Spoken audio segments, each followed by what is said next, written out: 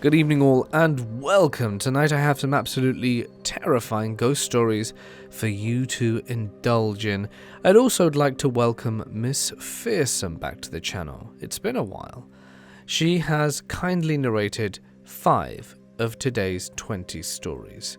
If you enjoy her work, you can follow the link in the description and at the end to see more. And have you ever wondered how much of your personal information is floating around on the internet? Go ahead, do a quick search of your name and see what comes up. Scary, isn't it? To know your private info is out there for sale to the highest bidder? Data brokers sell your info to scammers, your full name, email, even your health records. But even in the darkest corners of the web, there is some hope. A sanctuary amongst the chaos called Aurora, the sponsor of today's video, which shows me which data brokers sell my information and automatically submit opt-out requests for me. Cleaning up my information not only reduces the amount of spam I get, but protects me from hackers who could use the info to access my social media accounts, bank accounts, and other sensitive information. Did you hear about the AT&T breach with over 73 million records being released?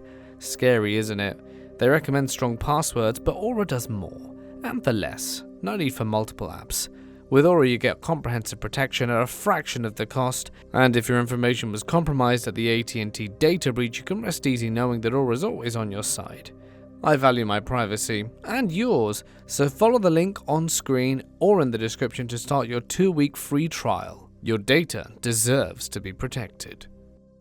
Back in the late 70s, my dad's best friend suddenly passed away from a heart attack.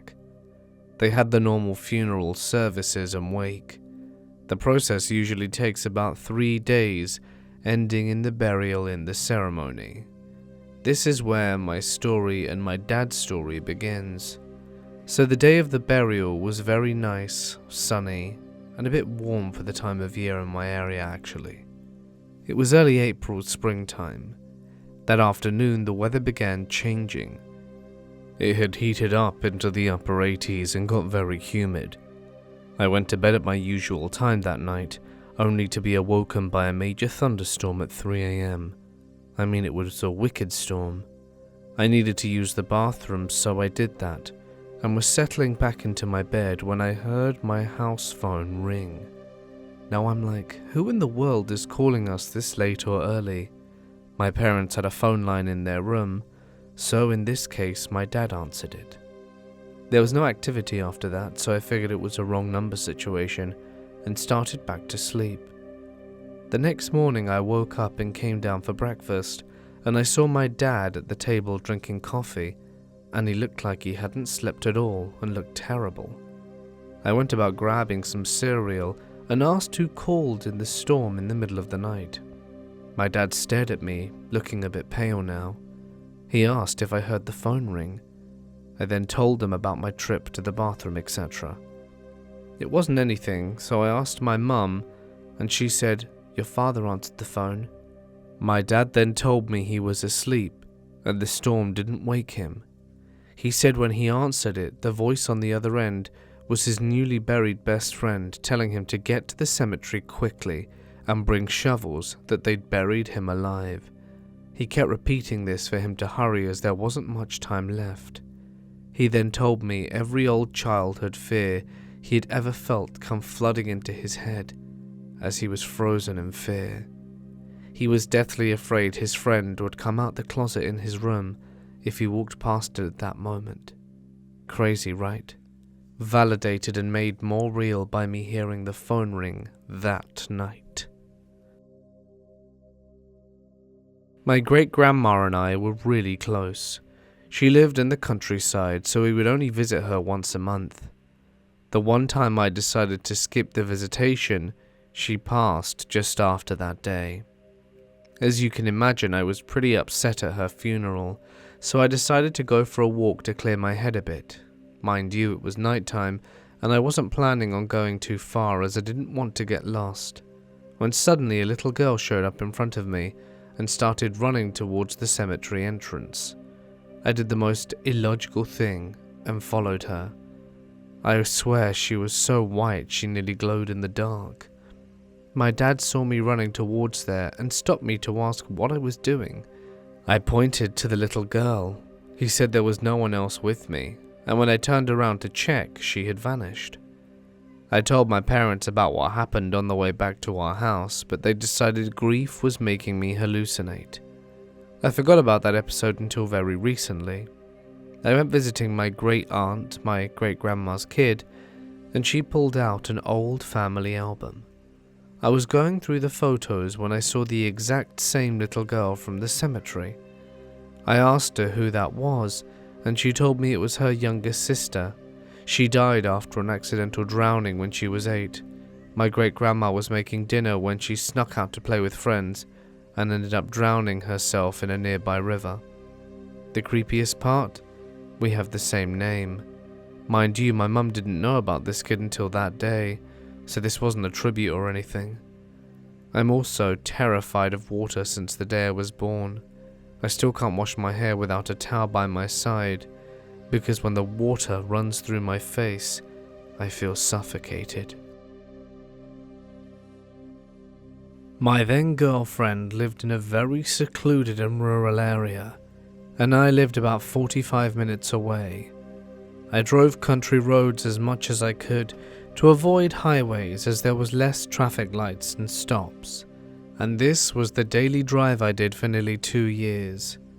I always took the same road and knew every inch of it by heart. It was mostly a straight stretch of road, except one area where it banked right up a hill, and as soon as it crested, it banked back downhill left. Very few houses along the way, and a fair amount of tree grove, so it was quite dark. Never once had I encountered anything out of the ordinary. There was rarely even other vehicles travelling. The most signs of life I ever saw was an occasional deer in the distance. However, one late summer evening, I was heading home at around 2 a.m., cruising around 40 miles an hour down that same road. I got to the hill, made the first bank to the top, and as I turned in down, I saw it. A humanoid shape, cloaked in shadow. No discerning features, and oddly my headlights barely illuminated it. This thing was just floating there, resembling how ink spreads through water. This was all I could make out before I realized I wouldn't be able to stop in time to avoid it. I white-knuckled the steering wheel, clenched my jaw and squinted my eyes, as I had no idea what I was about to mow down. At the moment my bumper would have collided with solid matter, the black mass dissipated away. Yet, I felt an ice-cold rush through the center of my car. My dash lights failed, but the throttle jerked in a sudden burst of acceleration. I didn't even bother to glance in my rearview mirror. I was frozen in disbelief on what I had encountered. The dash light flickered back on, and I took the first available turn to bright lights of the highway. I sped into a gas station parking lot and pulled up under the pump overhanging, basking in the warm fluorescent glow and trying to slow my heart rate. I immediately called my girlfriend to tell her what happened, but I didn't get an answer. I was relieved at first, thinking maybe my imagination had pulled one on me, but I didn't see anything at all. It saved me from sounding like a raving lunatic to her, so I went to the station to buy some smokes, convincing myself the dark really does play tricks, and wrote off the mishap with my car as it was aged or flawed. But as I made my way back outside, my fears began to rekindle. From the distance I noticed something on the front bumper, and as I got closer I realized it was on the hood as well. It looked like frost, a wide strip of white frost against the center of the hood, grille and bumper. It was 78 Fahrenheit outside. There's no way it could be. Against my better judgment, I reached out to touch it. It was definitely cold, but more odd was that it was slimy. It melted into a goo substance as I felt it and stuck my fingers as I pulled my hand away. I just stood there for a few minutes and watched as it melted, congealed, then slowly dripped down off the car. I have no idea what it was, and for a long time I told myself it didn't happen. I kept it to myself and made up weird excuses to my girl and friends why I couldn't drive that road anymore after midnight.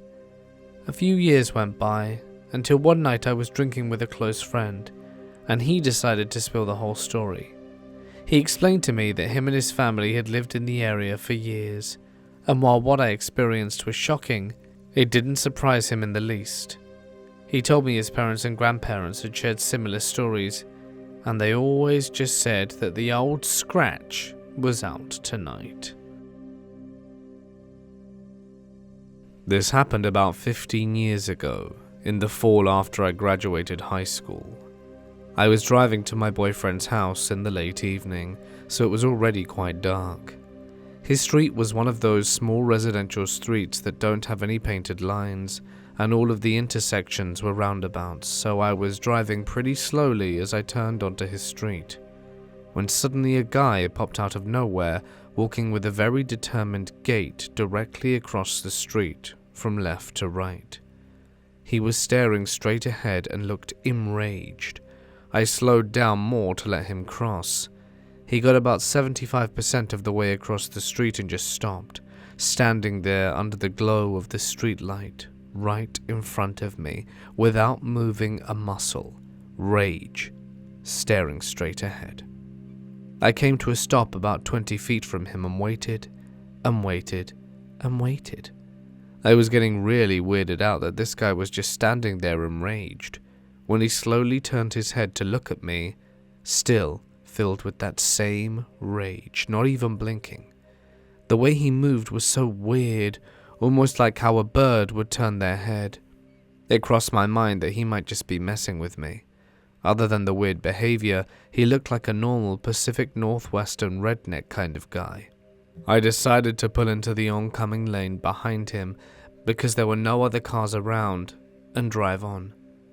As I started to turn, he took a few steps back, not breaking his rage, and stared at me. I hoped he was just moving to let me pass, so I started to turn back into my lane, but he took a few steps forward, blocking me again. Because of these maneuvers, I was only about 10 feet away now, seeing him much more clearly. His face was completely frozen in that unblinking rage, boring into my soul. Suddenly, he turned exactly 90 degrees and headed straight towards the center front of my car, like he would climb up onto the hood. I sat there in shock for a split second, and then he angled slightly so he was heading for my driver's side door. This whole time he had not taken his eyes off me. His facial expression hadn't changed, and he looked like he wanted to kill me. My first instinct was to lock the door. Then I threw my car into reverse and started backing away fast. He didn't run after me. He just kept walking in long, even, determined strides towards me. I reversed all the way into a roundabout at the end of the block, and as I shifted into first, he was still walking towards me, though now he was just a silhouette, as there weren't many streetlights. I sped away around the block. No more than a minute later, I pulled up to my boyfriend's place from the other side of the street. As I looked down towards when the encounter happened, there was no sign of the guy. I ran towards the house as fast as I could, yelling for my boyfriend and his roommates. They ran out onto the porch and I told them what happened. The three of them walked up and down the street for 10 minutes but found nothing. I have no idea what it was, but it was so weird. I had a similar encounter a few years back on New Year's Eve. A guy in the street in the dark moving back and forth to block my way as he was walking towards me. Suddenly there was a flash in my rear view, so I pulled over. But in the time it took me to look at my rear view mirror and forward again, the guy was gone. The cop asked me why I swerved, and I told him there was someone in the street walking towards me blocking my way. The cop said he hadn't seen anyone. I assured him I hadn't been drinking and that I'd be happy to take a breath test, but he told me to just go home and drive safely. I honestly wondered if I hallucinated it or something. It only ever happened when I was alone, and the guys both seemed to disappear into thin air. Could just be drunken behavior, but it's still super creepy.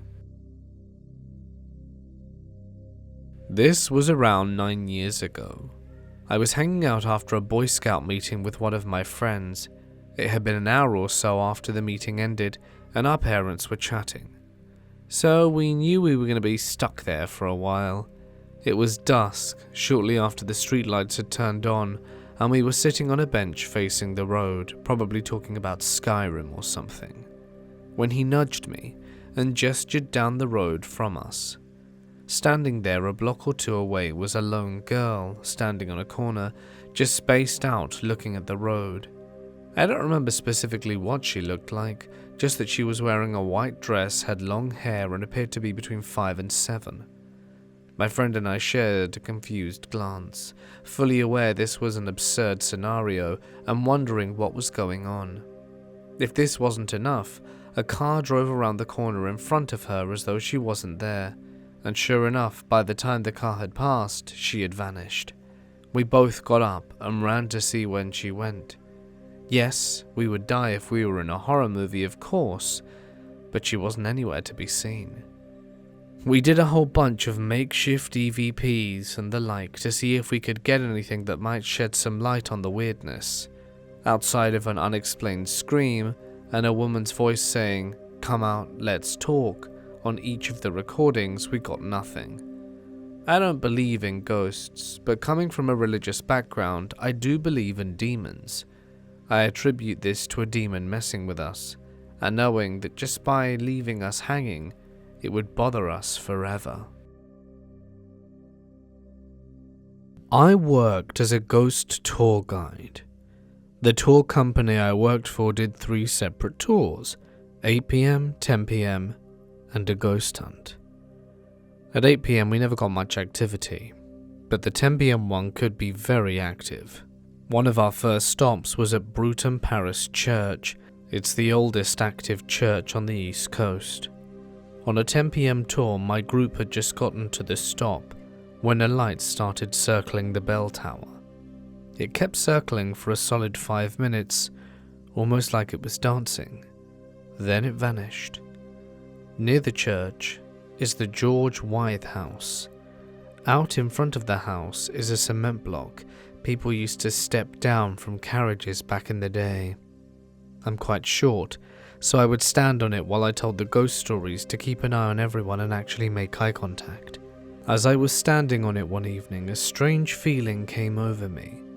It was windy out and I could see it blowing in the trees, but I couldn't feel it. Everything sounded like I was in a glass box.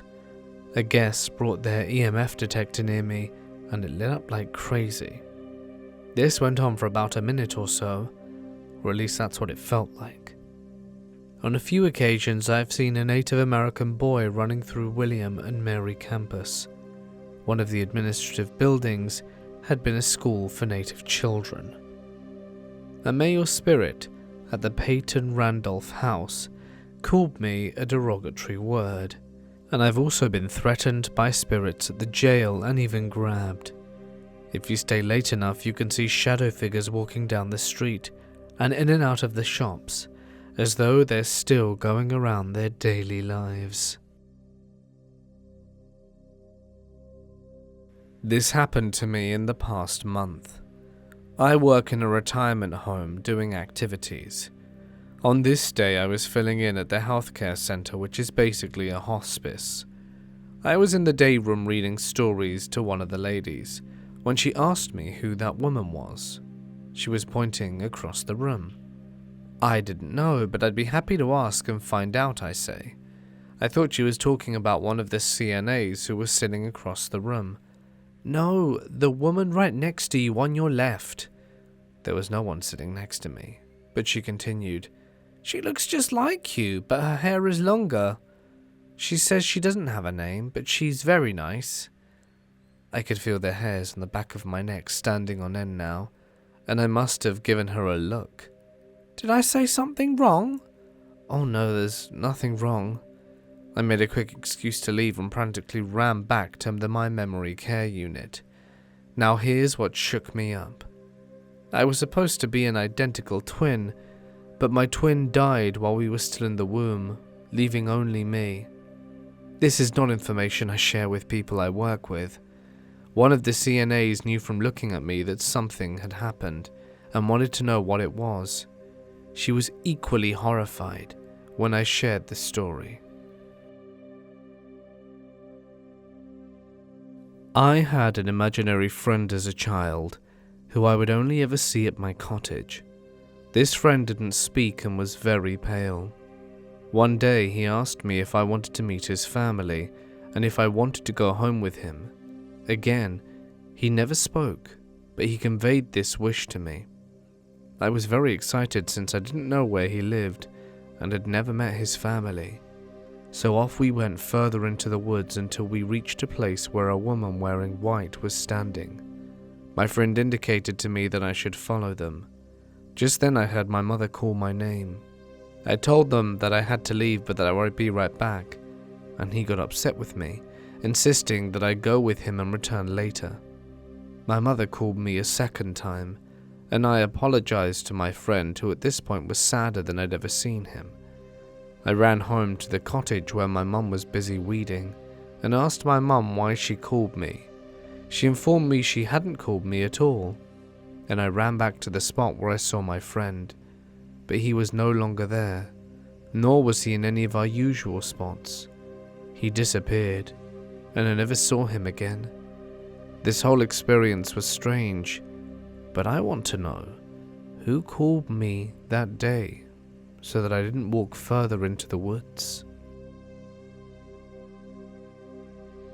I was a young kid at the time, probably no older than 5 or 6, and this must have happened in the late 90s. I remember that in my room I had an old Windows 98 computer that had some basic kid games on it, and one of them was called the Dinosaur Museum. It was a simplistic game in which you had several different kinds of dinosaur and you could reskin them in different colors and effects, and I think there were a few fun little minigames as well. When you started the game up, it would say, "Welcome to the Dinosaur Museum," in a loud announcer's voice. So one night I was playing this with my parents, and when bedtime came, we turned the computer and monitor off and I went to sleep. Anyway, late into the night I was woken up by this booming voice saying, "Welcome to the Dinosaur Museum." I looked over and somehow the PC had turned itself on and opened the game and was just playing to itself, and the monitor had turned itself on and turned the volume to full. I was freaked out and went to get my parents, but as I recall my mum just hushed me and turned it off and went back to sleep. I thought I'd imagined this, but recently when I brought it up to my brother and mum, they both remembered it happening too. It's probably the oddest thing I can remember. When I was 11, when my cousin came to stay over, they brought a Ouija board with them. We tried it and a spirit named George responded. I wasn't sure that it was my cousin messing with me, so I stopped playing with it and went back to bed. But that night when I was sleeping, I heard a sound and I opened my eyes and saw that my door was open and a man was standing in the doorway. He then lit a matchstick, brought it closer to his face. I was so scared I didn't even make a noise or move a muscle. After a few seconds, the light from the matchstick slowly dimmed. So did the man. I ran from my room to my parents' room. When I told them what happened, they came to the room and checked and found an unlit matchstick. The next day when I spoke to my cousins, they swear they weren't pranking me with the Ouija board. Years pass, and I once again asked them if they had done that, but they said no.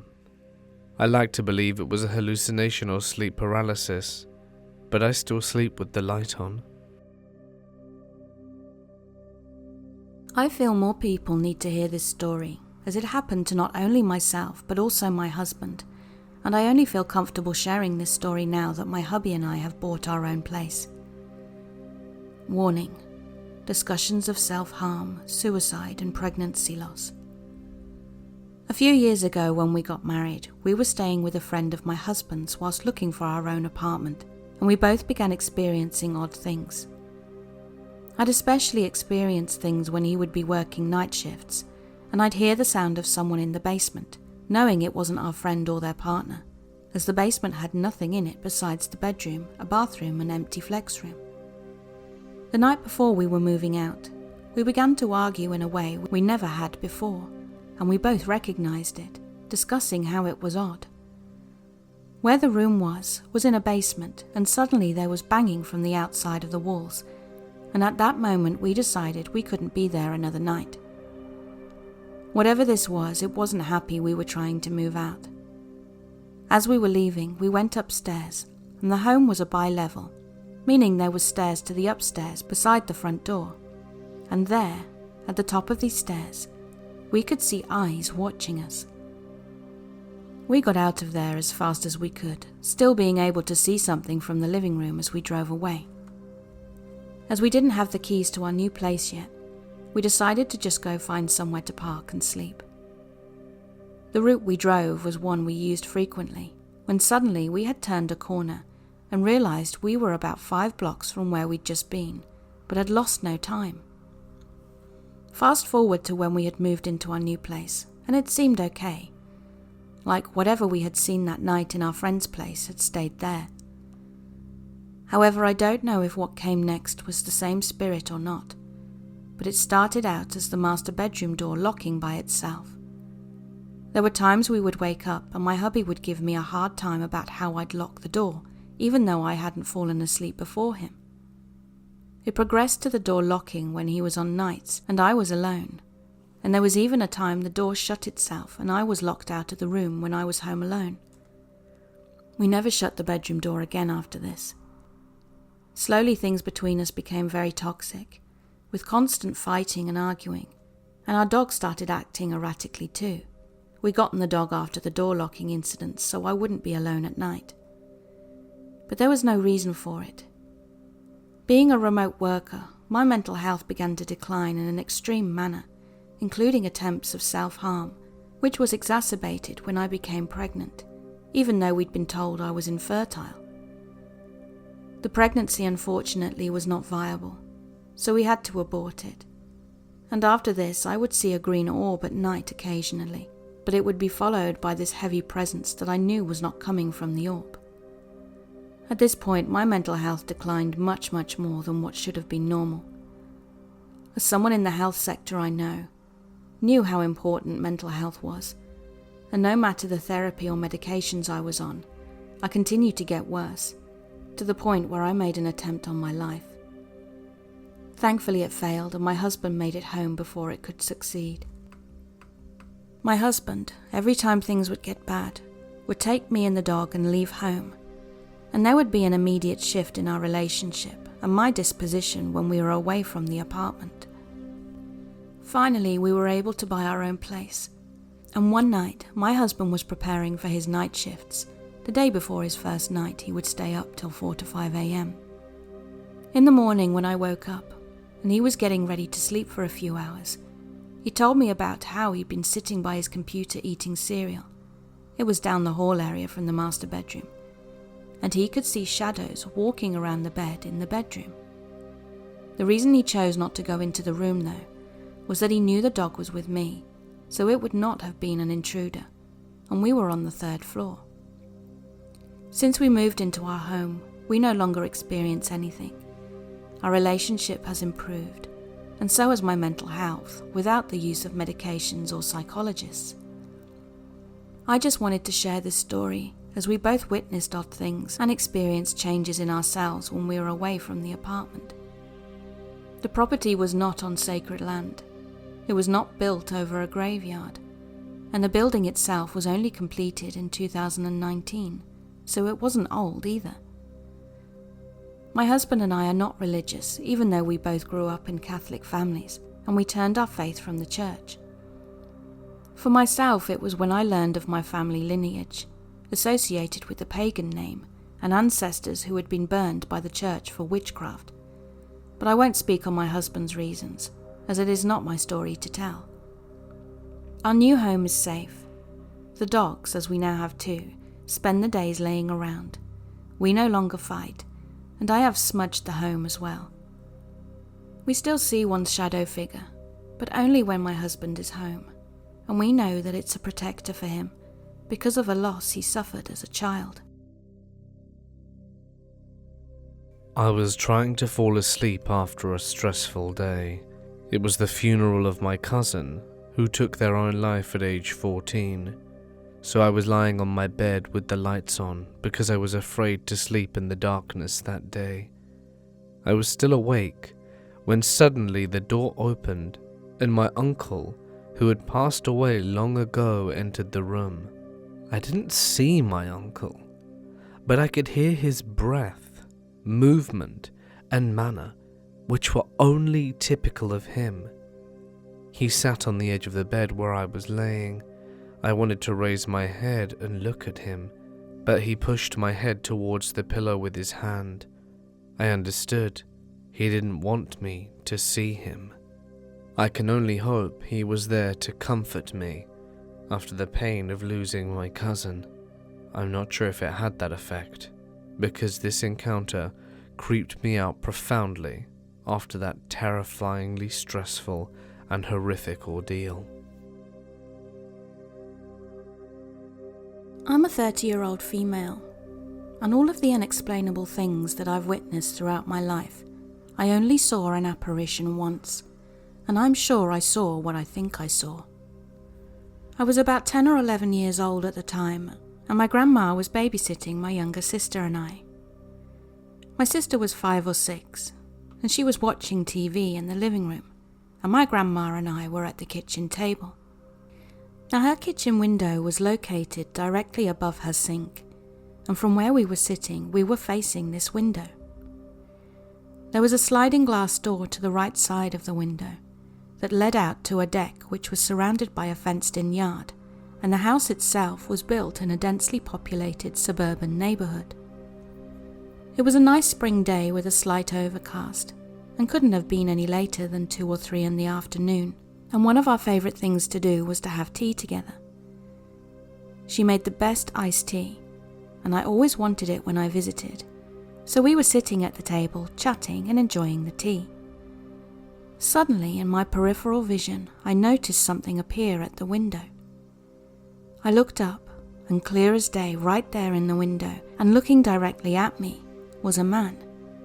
He was dressed in what looked to me to be 1920s attire, and he had a tall black top hat on.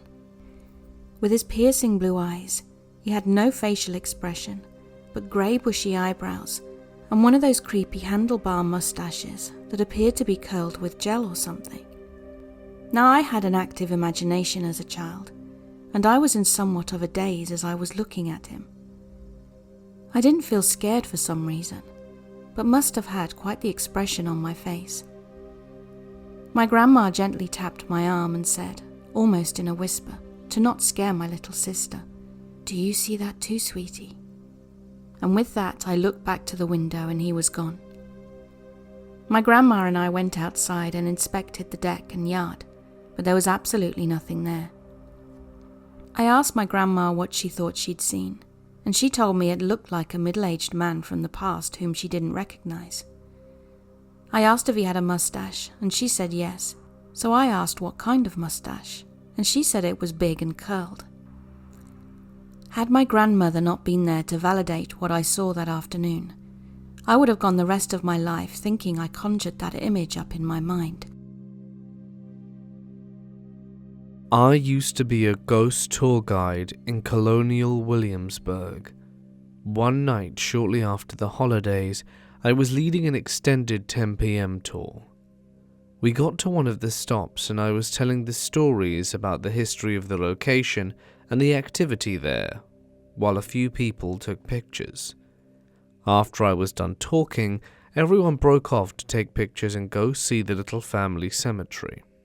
When one of my guests came up to me with her phone and said, "I think you should see this." It was a picture of me, and standing at my right shoulder was a large black figure with a smile I can only describe as demonic. I had never cussed at work before, but before I could stop myself, I said, "Oh crap." Then I checked to make sure there were no kids in the vicinity. Naturally, everyone else on the tour had come to see, and we moved on pretty quickly after that. So I've never experienced anything paranormal in my life, and never ever thought I'd be writing one of these stories. That is, until literally around 30 minutes ago, My wife and I got really creeped out, and still are. A little background. My wife's son and I live on a second-story apartment and have always felt comfortable for the past year. Sometimes my son will cry at night very randomly, getting out of bed and coming to look for us. He normally says his feet or legs hurt when he wakes up crying in the middle of the night, which I'm assuming are just growing pains, but this was very different and honestly really eerie. One night I was on my PC to the right of my bed, and my wife was getting out of the shower, which is connected to the left side of the room. My son was sleeping in our bed, so was basically between my wife and I, when out of nowhere I heard my son get up, jump down onto our ottoman, then to the floor, then pull open our bedroom door and walk out, letting it close behind him. We looked at each other, both wondering what was going on and where he'd gone. So myself and my wife, a second behind me, left the bedroom to see him huddled up by our front door. The front door is about 10 feet away from our bedroom, and we have a stick that pushes against the door handle for security purposes. I ran over to him, and he was standing and hugging the stick with his head down. I asked him, "What happened? What are you doing?" And my wife asked, "Were you trying to open the door?" He quietly and sleepily said yes, so we asked him why he was trying to open the door. This is when he started crying and said it was because he wanted to, which is very concerning since he's now able to unlock the door, now that he can reach the top lock. I picked up my crying toddler to calm him down and brought him back into our bedroom. Sitting on the bed, he was awake but looked half asleep, and we started asking him the same questions about why he'd gotten up and gone to open the front door, also asking if there was someone outside. He said no to everything and just said again it was just because he wanted to. He then proceeded to cry shortly after for a minute before we were able to calm him down again.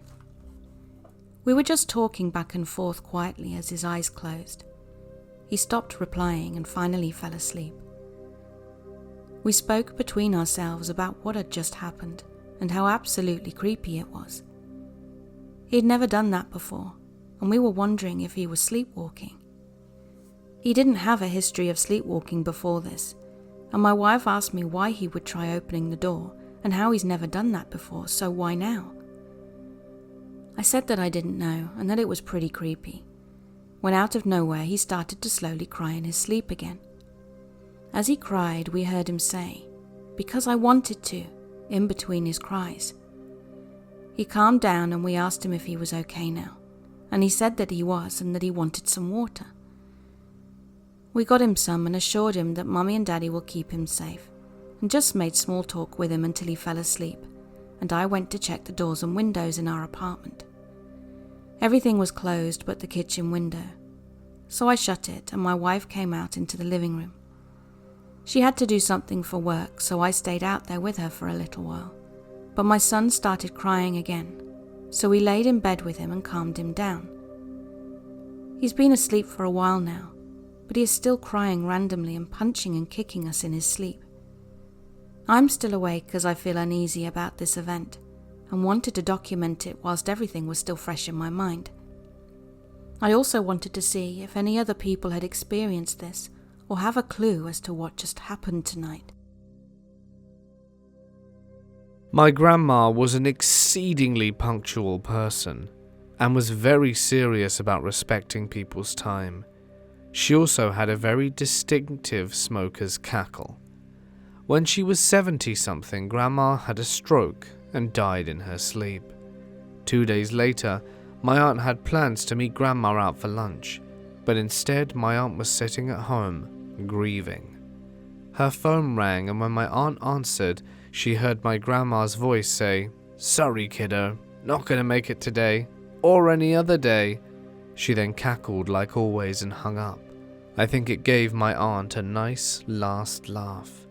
Anyway, my uncle said her face lit up a bit when she heard her mum's voice.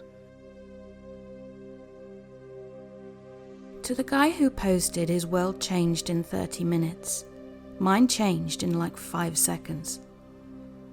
I will try to keep my story short as this is really a very long one, but I don't mind if anyone wants to know the full story.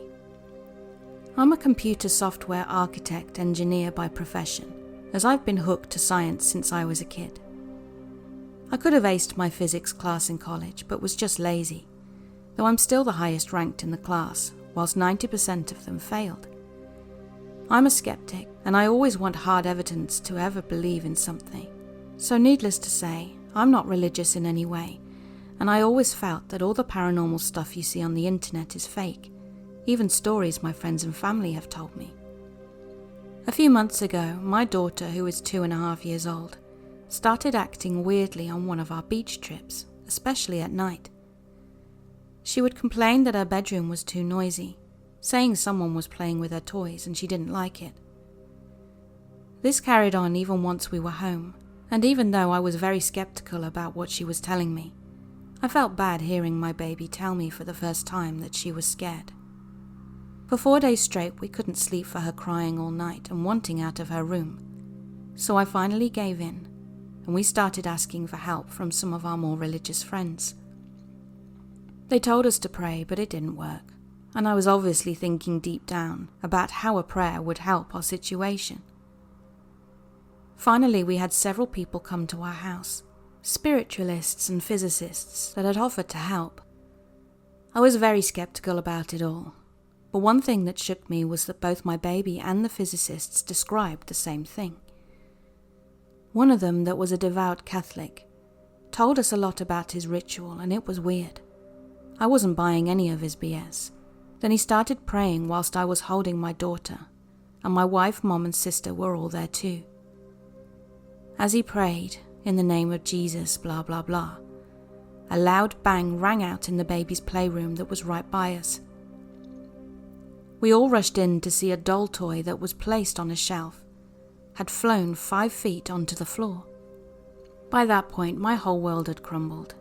Every physics theory I knew just disappeared. No science could ever explain how far it had flown, and on its own, no less. I had so many questions running through my mind as I clutched onto my baby, feeling so bad for not believing her. And to cut a long story short, it didn't end that night, but I am now a firm believer of the spiritual world, including Christianity.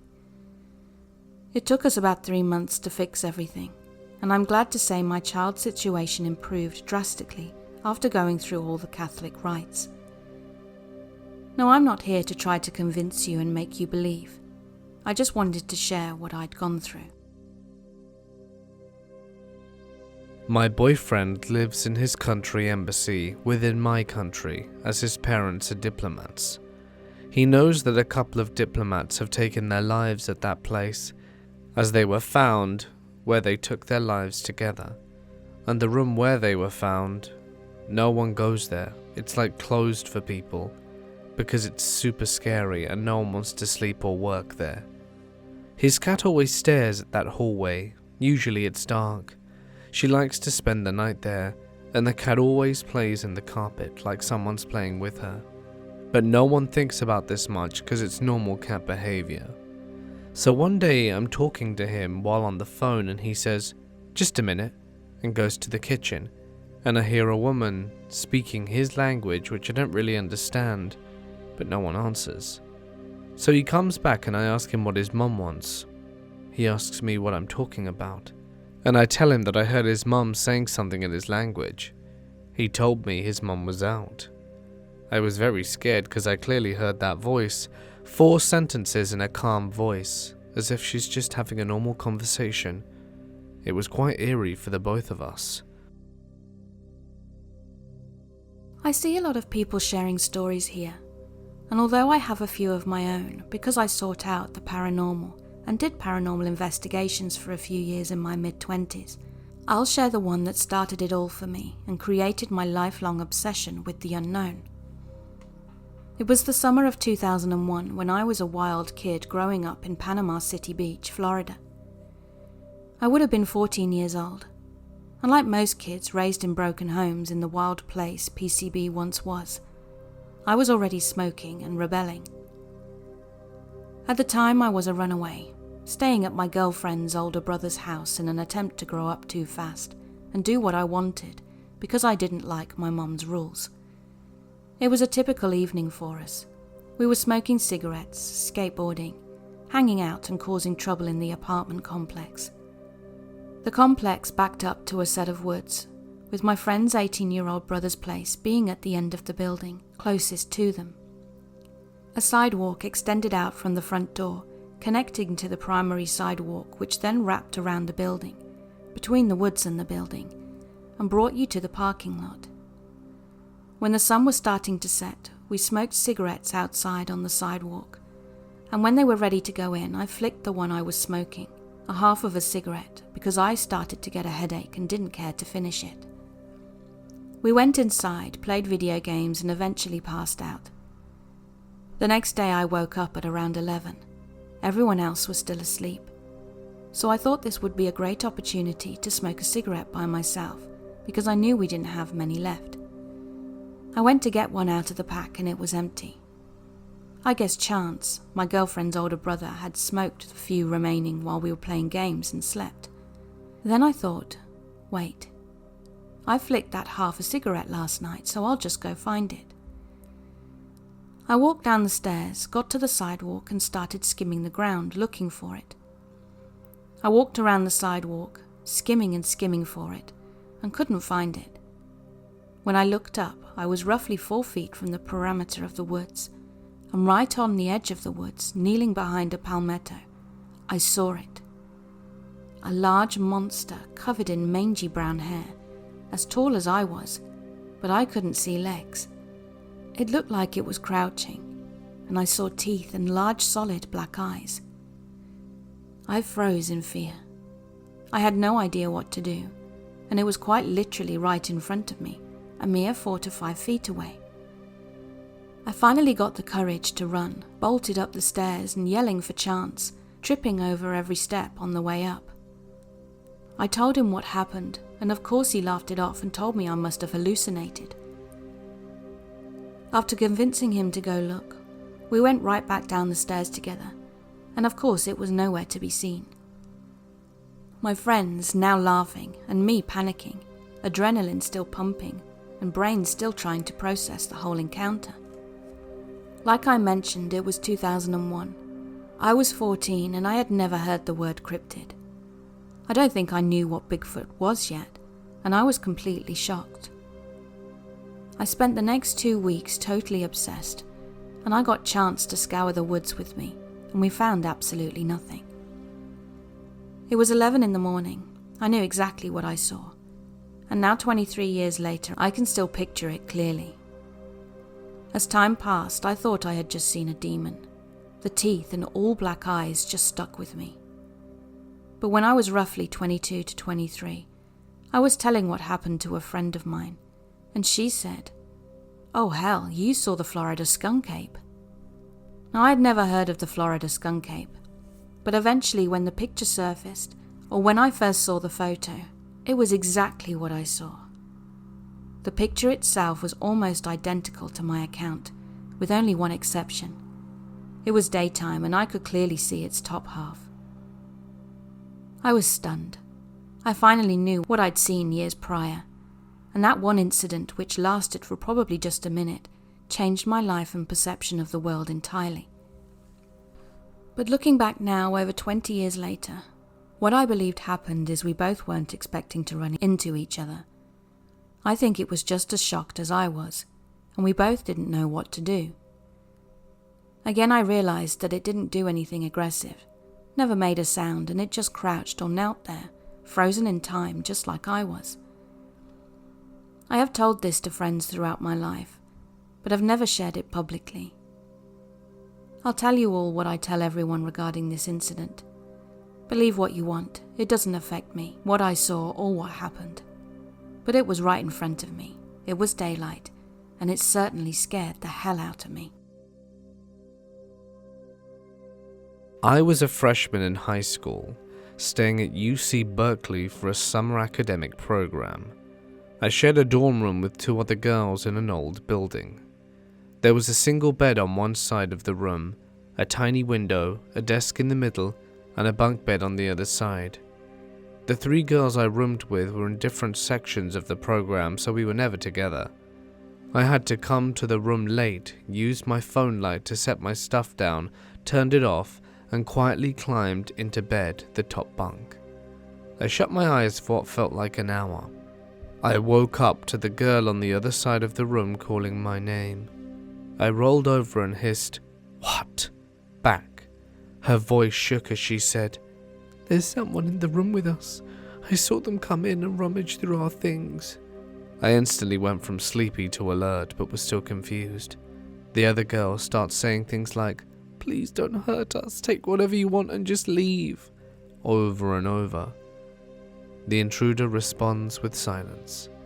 At this point my heart is pounding and I'm too scared to even look off the side of the bunk.